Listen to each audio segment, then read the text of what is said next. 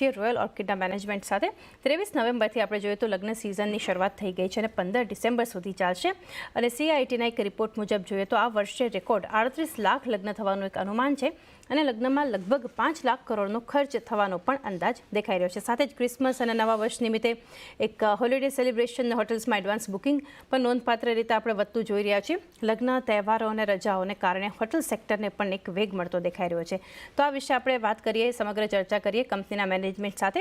Royal orchid CFO Amit Jaiswal अपनी साथ जोड़ाई गया है. अमित जी, गुड आफ्टरनून, स्वागत है आपका सर शो पर. और सर, सबसे पहले एक पूछना चाहेंगे, यहाँ से अभी जो ट्रेंड देख रहे हैं, एक वेडिंग, क्रिसमस और टूरिज्म में, स्पेशली अगर देखें तो टूरिज्म एंड ट्रैवल में एक फोकस है, तो दिसंबर की छुट्टियाँ जो यहाँ से रहती है, तो ओवरऑल एक बुकिंग सेटअप जो है, बुकिंग ट्रेंड अब तक कैसा दिख रहा है सर? बुकिंग ट्रेंड तो काफी अच्छा दिख रहा है.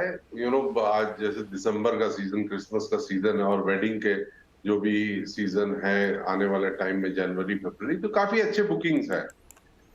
बट एक चीज मैं कहना चाहूंगा कि पिछले साल जो है booking in comparison to Covid काफी जंप हुआ था, अगर आप पिछले साल का रिजल्ट देखें. और अब जो है लोग उसी तरह का जंप जो है करंट ईयर में वो पॉसिबल नहीं है, क्योंकि एक बार अब जैसे कि हमारे काफी होटल 80% ऑक्यूपेंसी कर रहे हैं. अब 80% का ऑक्यूपेंसी से बढ़ना ज्यादा संभव नहीं होता, टेक्निकली वो संभव नहीं होता. सो जो ऑक्यूपेंसी लेवल है वो मोर और लेस अब फ्रीज हो गया, ठीक है. और जो ARR जंप है, पिछले साल में 30-40% जंप हुआ था. अब वो उस तरह का जंप तो हर साल नहीं हो सकता, वो एक लिमिटेशन आ जाता है ARR का जंप का. ARR भी बढ़े हैं, इस साल में भी बढ़े लगभग 8 से 8-9% ARR जो पिछले साल से बढ़े हैं. बट अब उस तरह का जंप जो है वो एक ऑप्टिमम लेवल पे सारे होटल्स पहुंचते जा रहे हैं, अनलेस अनटिल कि आप नए होटल अगर ऐड कर पाए. जी, डेफिनेटली सब नए होटल्स के ऊपर और एडिक्शन के ऊपर भी आगे बात करेंगे. बट उसके पहले जब आपने एक कोविड का मेंशन किया है, तो पोस्ट कोविड जो एक मंदी जो थी, उसके बाद अगर देखें, पोस्ट कोविड देखें तो होटल्स में कुछ खास ऐसी मंदी नहीं दिख रही है जो प्री पेंडेमिक टाइम पे हम देख रहे थे. तो टैरिफ या रूम रेंट जो है वहाँ पर कितना हाइक देख रहे हैं हम? रूम रेंट अगर आप करंट रूम रेंट देखें तो वो ऑलमोस्ट 20 प्री कोविड लेवल से ऑलमोस्ट 20% ऊपर चल रहा है. मैं कोविड लेवल की तो आप भूल जाए, कोविड लेवल का से तो कंपैरिजन ठीक नहीं होगा, लेकिन जो प्री कोविड लेवल है उससे भी ऑलमोस्ट 20% रूम रेट जो ऊपर चल रहा है, तो which is a good growth actually. और आने वाले नेक्स्ट ईयर में भी हम 8-10% का ग्रोथ देख सकते हैं इन द रूम रेट, जहां तक की बात. ओके.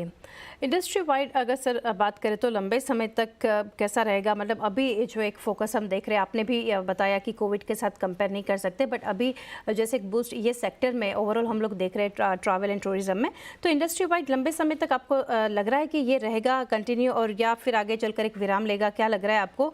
और स्पेशली मैं पूछना चाहूँगी, ग्रीनफील्ड होटल्स जो है उसके ऊपर क्या काम हो रहा है, बन रहे हैं? अब मैं आपको ये आपने सवाल जो बड़ा सवाल कर दिया है, बट जहां तक हमारा एक्सपीरियंस जाता है, इंडस्ट्री अभी नेक्स्ट 4 इयर्स 4 और साल बहुत बढ़िया करेगा. उसका कारण भी मैं बताता हूँ. होटल जो नए होटल आते हैं उसको आने में मिनिमम 4 से 5 साल लगता है. आज अगर कोई होटल प्लान कर रहा है तो होटल ऑपरेशनल होने में उसको 4 से 5 साल लग जाता है, ठीक है. तो अब जैसे इंडस्ट्री लास्ट ईयर से बहुत अच्छा करना चालू हुई है, इस साल में भी इंडस्ट्री अच्छा कर रही है. हो सकता है कि काफी सारे होटल लोग प्लान करें कि भाई चलो होटल इंडस्ट्री अच्छा चलो चलो एक होटल बनाते हैं, बट उन होटल्स को आने में मिनिमम 4 साल तो और लगेगा. तो जहां तक हमारा उम्मीद है 4 to 5 इयर्स इंडस्ट्री ऊपर ही जाएगा, बिकॉज ग्रीनफील्ड प्रोजेक्ट्स 4-5 साल में आएगा. तब जो हम उस समय की बात बताना अभी बड़ा मुश्किल है कि हमारे देश के इकोनॉमिक सिनेरियो कैसा रहेगा.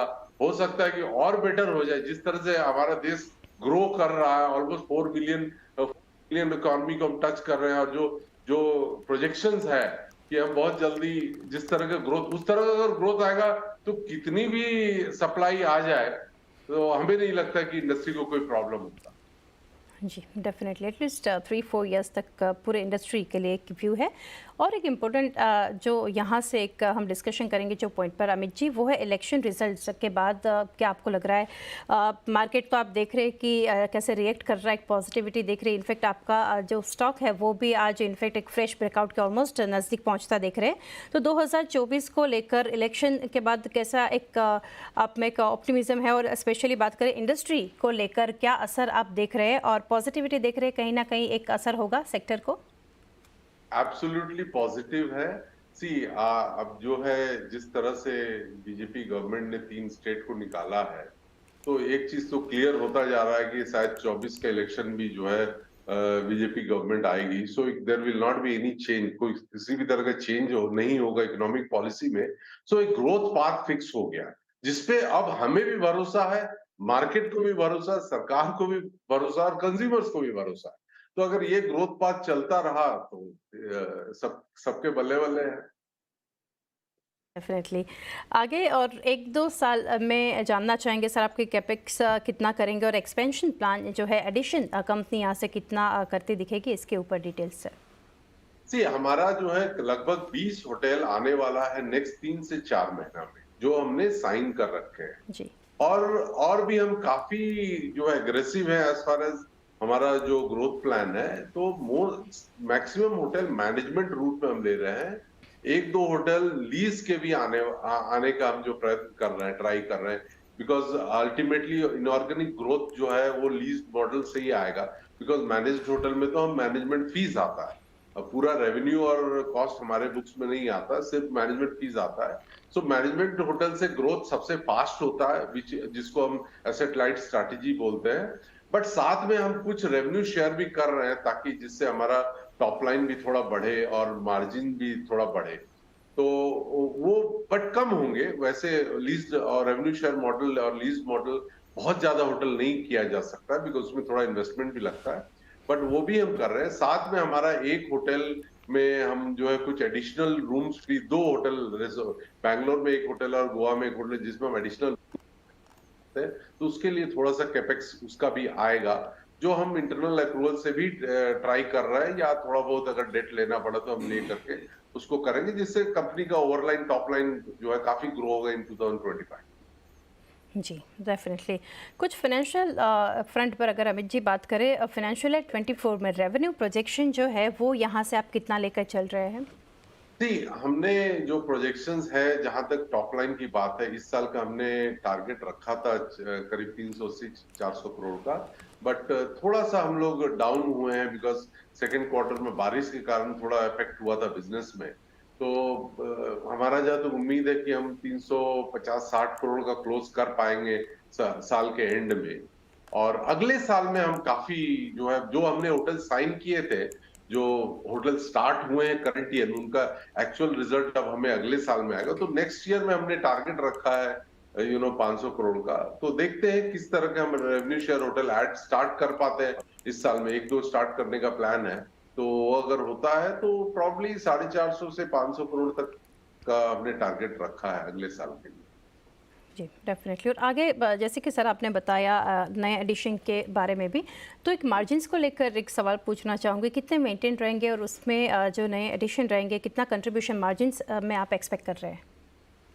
सी जो मैनेज्ड होटल होता है उसके मार्जिन जो है, जो हमारा जो मैनेजमेंट फीस आता है, उसमें मोटा मोटी अगर तौर पे अगर हम पूरे देखें तो 40% का मार्जिन होता है। और रेवेन्यू शेयर में मार्जिन जो है मतलब खर्चा बाद के नेट मार्जिन जो है 10-15% का होता है। तो अब देखिए लास्ट ईयर में हमने 50 करोड़ का 84 करोड़ का एबिटा किया था। तो इस साल में हमारा एबिटा जो 100 करोड़ हम क्रॉस करने का टारगेट है हमारा, कि 100 करोड़ का एबिटा जो है टारगेट क्रॉस कर पाएंगे। थर्ड एंड फोर्थ क्वार्टर जो मेजर क्वार्टर होता है, जिसमें बिजनेस काफी अच्छा होता है, सुदृढ़ होता है। तो ये टारगेट है। और अगले साल में जो है 2025 में हमने टारगेट काफी एक्सटेंसिव रखा है, करीब 130-140 करोड़ का एबिटा करने का। ये है, अगर 500 करोड़ टच करते तो 140 करोड़ का एबिटा होने की संभावना। जी अमित जी, आगे एक्सपेंसेस के ऊपर मैं थोड़े आपके व्यूज़ लेना चाहूँगी। स्पेंड कितना हो रहा है आगे, जो है आपने क्योंकि एडिशन के बारे में भी बात किया है, ओवरऑल पे डिस्कशन किया है, तो उसको या फिर प्लानिंग्स या योजना को लेकर एक्सपेंसेस आपको लग रहा है कि बढ़ेंगे या यहाँ से कंट्रोल होता दिखेगा? सी आपने अगर नोटिस किया होगा कि कोरोना पीरियड में हमने घर होटल्स पे खर्च नहीं किए थे ने, और लास्ट ईयर में काफी बिजनेस अच्छा रहा, कॉस्ट भी काफी कंट्रोल में था। बिकॉज हमें अभी हम लोग श्योर नहीं थे टिल लास्ट ईयर नवंबर दिसंबर तक हम श्योर नहीं थे कि फिर से कोई वेव आ जाएगा, फिर से कुछ हो जाएगा करके, तो हम एक्सपेंस को पूरा कंट्रोल में रखे थे हमने। तो इसीलिए मार्जिन काफी बेटर था लास्ट ईयर का। अब इस साल में हमने काफी R&M, रिपेयर्स एंड मेंटेनेंस में खर्च किया है, होटल के थोड़ा मैन पावर में खर्च किया कि अगर कंपनी को ग्रो करना है, कंपनी को अगर अच्छा बिजनेस करना है अगले 3-4 साल में, तो हम अगर मेंटेन नहीं करेंगे प्रॉपर्टी को या अपना मैन पावर टैलेंट को अगर हम नहीं रख पाएंगे, तो हम कंपनी को चलाना मुश्किल होगा। तो इस साल में हमने काफी खर्च हमने किया है, जिसका बेनिफिट हमको अगले 3-4 साल तक मिलेगा।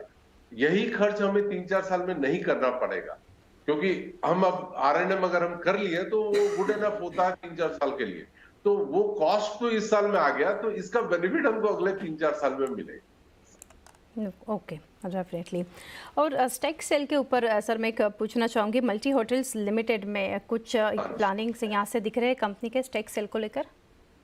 मल्टी होटल्स जो है हमारा, उस कंपनी में एक लैंड है इन Tanzania, which is in African, एक अफ्रीकन कंट्री, दार इस सलाम के पास हमारा एक लैंड है जिसमें हमने इन्वेस्टमेंट किया, ओके, विद अ व्यू कि हम वहां पर रिसोर्ट बनाएंगे। बट फिर हमने उस प्रोजेक्ट को सेल्फ कर दिया बिकॉज बहुत अनसर्टेनिटीज थी उस कंट्री में, पॉलिटिकल अनसर्टेनिटी, तो हमने सेल्फ कर दिया था। अब जो हम पिछले 1 साल से ट्राई कर रहे हैं कि हम उसको जो है ऑफलोड करके वो पैसा जो है we can monetise that property and get the money into the company. तो जो है जब तक हम साइन कर नहीं लेते, इट इज वेरी डिफिकल्ट कि हम आपको कुछ कंक्रीट बता पाए।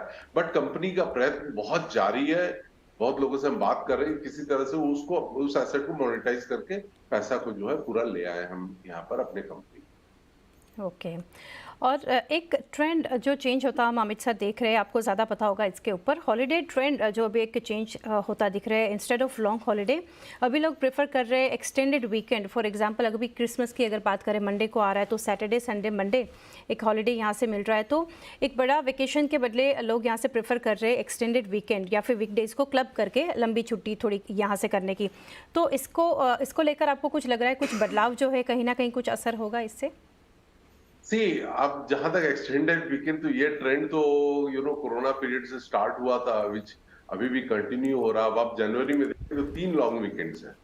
आप अगर जनवरी में देखें तो 3 लॉन्ग वीकेंड, तो इस तरह के लॉन्ग वीकेंड्स काफी हैं जो लोग इनकैश करते हैं, घूमने फिरने 3-4 दिन के लिए कहीं भी घूम के आ जाते हैं ना। तो जितने हॉलीडे डेस्टिनेशन है, they all are dependent on this and they are doing very. Okay. और कुछ सेगमेंट के ऊपर सर बात करें तो कौन से सेगमेंट में आगे आप ज़्यादा ग्रोथ देख रहे हैं? मतलब कॉर्पोरेट ट्रैवल हो गया, फिर leisure segment, service apartment, 3 star 4 star, इसके ऊपर कुछ डिटेल आप शेयर करना चाहेंगे? हमारा जहां तक ख्याल है कि मिड मार्केट होटल जो होते हैं, जो 4 स्टार होटल होते हैं, वो कंटिन्यू करेंगे अच्छा करने के लिए, बिकॉज मिड मार्केट में इन्वेस्टमेंट कम होता है, कॉस्ट कम होता है और रेवेन्यू ज्यादा होता है। तो मिड मार्केट होटल जो है ग्रो करेंगे in time to come, next 3-4 years. Luxury hotels, yes, उसमें काफी इन्वेस्टमेंट होता है, केपेक्स काफी लगा रहता है, उस हिसाब से रिटर्न ऑन कैपिटल एम्प्लॉयड काफी कम होता है। तो mid market is our cup of tea which we are trying in cash. Okay sir, वैसे तो काफ़ी डिटेल्स आपने शेयर की है। लास्टली एक बहुत ही सिंपल लैंग्वेज में मैं व्यूअर्स के लिए समझना चाहूँगी बुकिंग्स को लेकर। फॉर एग्जांपल अभी हमें एक्सटेंडेड वीकेंड की जो मैंने बात की, क्रिसमस को लेकर बुकिंग करने हैं, या फिर दिसंबर एंड या फिर दिसंबर लास्ट वीक की बात करें, अभी बुकिंग अगर करना है तो इसके लिए लेट हम रहेंगे या फिर अभी भी अवेलेबल है, या फिर टैरिफ हाइक होता देखेंगे? नहीं, रेट्स तो वीकेंड्स पे जो है लेजर डेस्टिनेशन में rates will be very high, उसमें अब हम कुछ नहीं कर पाते हैं, ओके, बिकॉज अपॉर्चुनिटी है जिसपे सारे लेजर डेस्टिनेशन कैश करना चाहते हैं, बट रेट्स कम हो तो नहीं होगा। जितने भी leisure destination rates will be up and people are ready to happily pay. लोग जो है खुशी खुशी देते हैं because they enjoy weekend family के साथ वीकेंड जाते हैं, एंजॉय करके आते हैं, और पेमेंट जो है लोगों को it doesn't bother when they want to spend on their family. जी, डेफिनेटली काफ़ी डिटेल्स अमित जी आपने यहाँ से शेयर किया है। होप व्यूअर्स के लिए भी हेल्पफुल रहेगा एडवांस बुकिंग के लिए और कैसे क्या करना है। थैंक यू अगेन सर हमारे साथ जुड़ने के लिए एंड बेस्ट विशेज़।